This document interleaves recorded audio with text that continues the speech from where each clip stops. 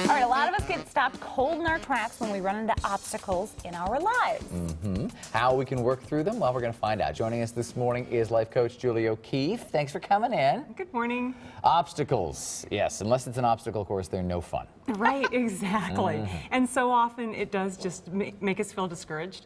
And sometimes it feels like there's a huge barricade just placed in our path with our name right on it. Right. It's true, and there's a lot of, this goes for all different types of areas of your life, right? Right, exactly. Okay, so anything across the board, regardless of where these obstacles pop up, you have some tips to keep in mind. Yes, is that exactly. Right?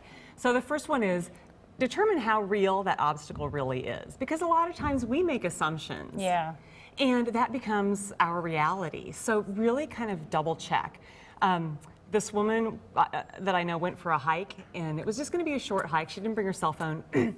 On her way back, this is in the mountains, there was a rattlesnake in the path, so she couldn't proceed. And there was poison oak on both sides. Oh, no. It started to get dark. She finally got close enough. It wasn't a rattlesnake, it was a cow pie. Oh, it would just look so much like the real thing. Right, Wow. so how often do we imagine something as one way when it's actually different? That's a good story to keep in mind, a good visual. Yep, so the idea is check the facts. Don't make assumptions, check the facts. Right. Okay. All right, what's tip number 2? To engage in some outrage. What do you mean by that? Okay, so sometimes we're so used to going over and over what the problem, and if you get into the creative side of your brain, it can free you up, think differently about the problem. So let's say you want to eat more healthily, but you just don't really know how. Maybe move and live next to an organic restaurant. Eat there all the time. Good. Outrageous, sure. You could hire Rachel Ray to come live with you and cook. Wow, that's also outrageous. Yeah. Okay. So once you kind of step outside of your problem, maybe with a friend over a beer, it can really make you kind of, realize, okay, you know what, this problem is not insolvable. Yeah. What is one thing I could do? Right. Okay. And Even maybe you just can- stepping back, yeah. Right, maybe you can step back from the crazy and say, okay, well, I can't move beside an organic restaurant, but maybe there's one on the way home from work or something like that. Right, Right. exactly. Okay. It'll get the brain moving. Third tip is hold on to the desired outcome, but be flexible on the path of getting there. Right, so when we decide what it is that we want, then we only have thought of one way of getting there. And a great example is having children. If you can't have children yourself, then a lot of couples do decide. And that can apply to so many different situations. What are some options to get there?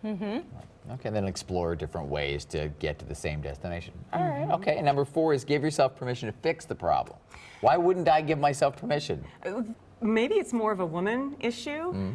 There's so many times where women don't want to step up because they're afraid of the ramifications around them. Okay. And I know someone who had in-home childcare.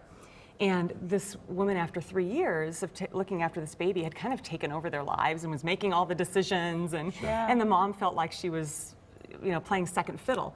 So one day a friend said, "Why didn't you just fire her?" I don't know. I couldn't do that. Yeah. Right. Well, she finally decided, I could do that. And she went home that day and took care of the situation. Yeah. So being empowered, I think, is really hard sometimes. You're right, although women do that quite a bit. Like, oh, I couldn't possibly. And then it just, why not? And then you're right, just letting your brain. What about, but once in a while there's an obstacle, the snake is real. Is there any problem with actually just saying, I quit, forget it?